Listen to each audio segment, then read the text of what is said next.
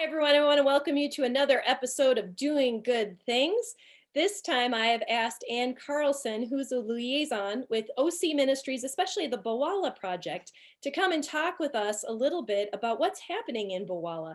Ann also happens to be a member of Hennepin Avenue United Methodist Church, and we're just really excited to have her here so that we can learn a little bit more about this opportunity that we have as Delano United Methodist Church to give specifically to the Bawala Project for our March and April Can Do offering. Welcome, Ann. We're so glad that you can join us. Thanks so much for inviting me. Yeah, so as we get to know you a little bit and the Bawala Project, I just thought I'd invite you to share a little bit about how'd you get involved and what's happening here. Well, I got involved in the Biwala Project in 2017 when my Liberian surrogate daughter said to me, I want you to go with me to West Africa. Liberia and Sierra Leone are next door neighbors, to see a little bit about what my life was like there. So would you do it? And I said, okay, fine. I didn't really know very much about Biwala or the ministry or anything. Wow. So you headed over there, and what's happening over in Baiwala, and how is OC Ministries involved? Well, OC Ministries, just so you know, is a ministry of the United Methodist Church in Minnesota, and it targets projects in 4 different countries.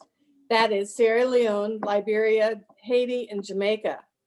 And at the time in 2017, Pastor Judith Banya, that's a name you should remember, had gone back to Biwala in 2014. Back from where? Well, she went back from the United States, where she had fled to during the civil war in Sierra Leone. But she always wanted to go back and start a ministry and build a school in Biwala. So in 2017, the school was under construction, a new secondary school. And it opened its doors last year, 2 years ago now, in 2019. So we helped build the school and got acquainted with schooling in the town of Biwala, which is about 5,000 people. Wow. So you had a chance to actually go and see what's happening and how things are emerging. What has it meant to you to be involved in this project? Oh, it has meant huge amounts to be involved in this project.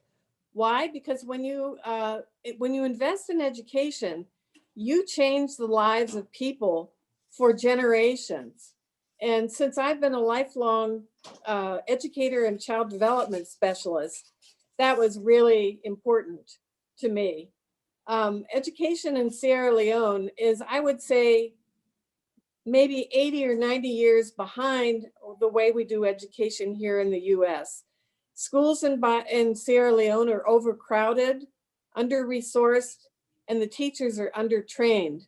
So when you target helping schools, you change lives. The other thing is the school has the opportunity to provide food for children who go to the school. And Biwala is a community of incredible poverty. Most of the people are subsistence farmers who live on $2 a day.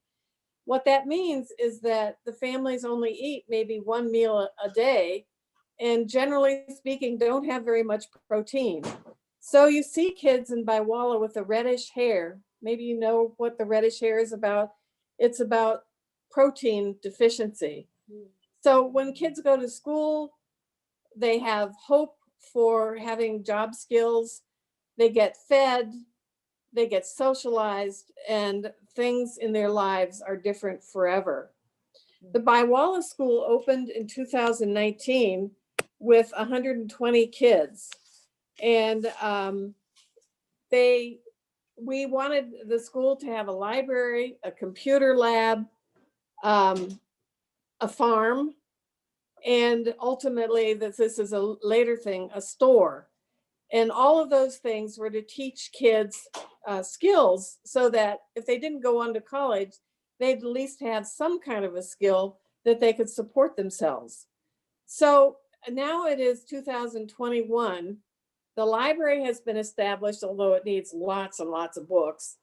The computer lab was just installed about 2 weeks ago. Why 2 weeks ago? Well, we were going to go on another mission trip last March, and good old COVID came around and the trip was canceled. So the computer system sat in a warehouse in Seattle for, well, 9 months. And we decided, well, we have to bite the bullet and send that thing to Biwala.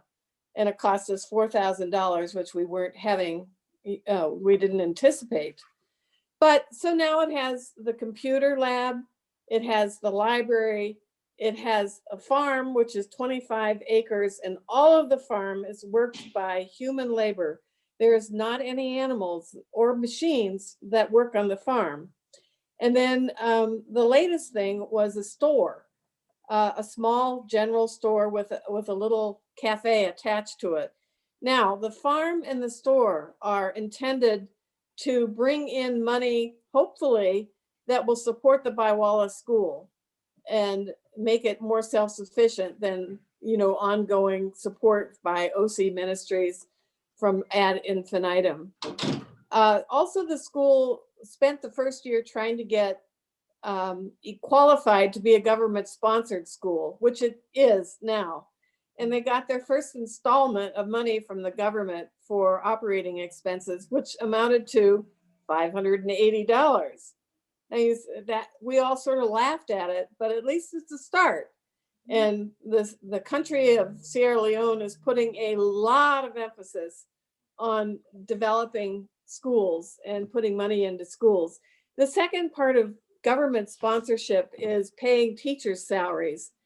And the way you get your teachers' salaries paid for by the federal government is by the teachers working 4 or 5 years and having qualifications. And about 3 out of the 7 teachers get government stipend, but the government stipend is really, really low. It's $1,000 for the year. Excuse me, for the month. And so it's not much. And so we made a decision to pay the teachers $2,400 a year. I'm getting my figures mixed up. The teachers get $2,400 a year, not a month. Okay. So, the cost of education is significantly less in Sierra Leone, but it also isn't significantly good. So, part of OC Ministries is helping the Biwala project become more self-sufficient over time, as well as giving them the resources they need to make a model school. Yeah.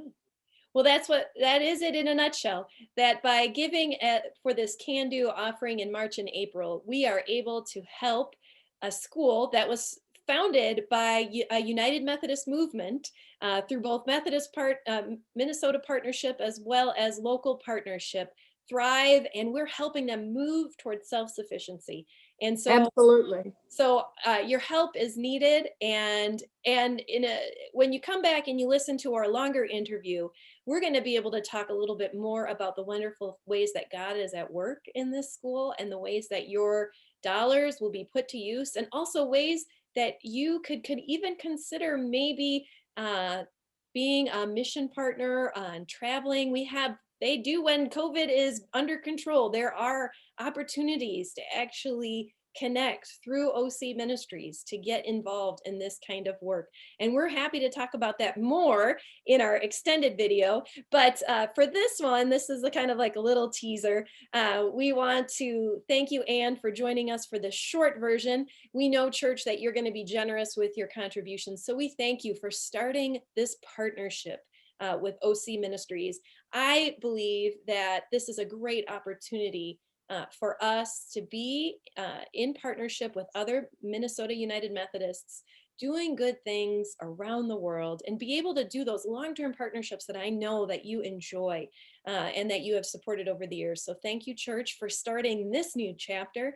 And I look forward to a day of maybe welcoming Anne to in-person worship, and she can get a chance to meet you, and you can answer, just ask questions that you have about how God is at work through OC Ministries. But for now, we're going to close and just thank you, Anne, for joining us today. Thank you, church. Thanks so much. I'm glad to have tell you about it. Yeah. Amen.